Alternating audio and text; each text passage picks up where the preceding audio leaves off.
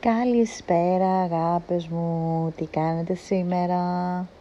Είμαστε όλοι καλά.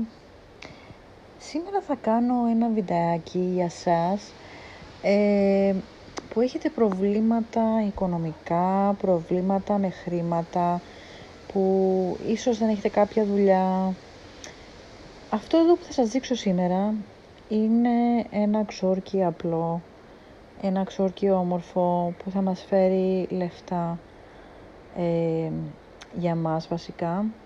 Το τι κάνουμε είναι παίρνουμε ένα βάιο, αυτό που βάζουμε στις φακές παιδιά, οι κοπέλες θα ξέρουν καλύτερα, και γράφουμε πάνω το ποσό που θέλουμε εμείς, έτσι, να έρθει σε εμάς, τα χρήματα που είναι να έρθουν σε εμάς. Το εξηγώ πάρα πολύ απλά. Μη μου στέλνετε 10.000 εκατομμύρια μηνύματα. Το φύλλο να είναι όρθιο, το φύλλο να είναι πλάγια, το φύλλο να είναι λυγισμένο. Σας το εξηγώ, το βλέπετε. Φύλλο βαΐων που βάζουμε στις φακές. Όλοι το ξέρουμε. Λοιπόν, και γράφουμε πάνω το ποσό που θέλουμε να έρθει σε εμάς. Ωραία, το έχουμε μέχρι εκεί.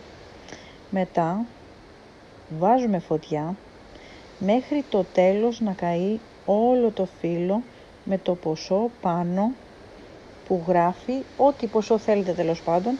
Μην βάλετε κανένα ποσό 10 εκατομμύρια. Είπαμε, εντάξει, είπαμε, χαλαρά.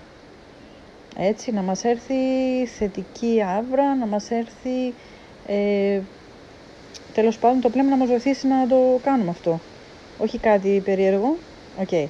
Λοιπόν, και το παίρνουμε το φύλλο από την άκρη. Ωραία. Όπου είναι η άκρη του. Αυτή είναι η άκρη του σε αυτό. Ωραία, το έχουμε.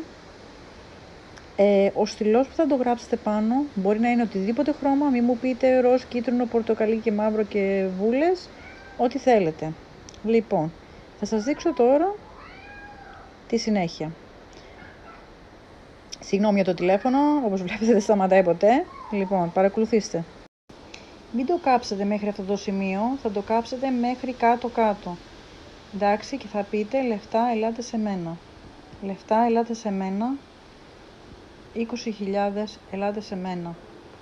Ας πούμε, γιατί έχω γράψει 20.000 πάνω, ωραία. Το καίμε όλο, παιδιά.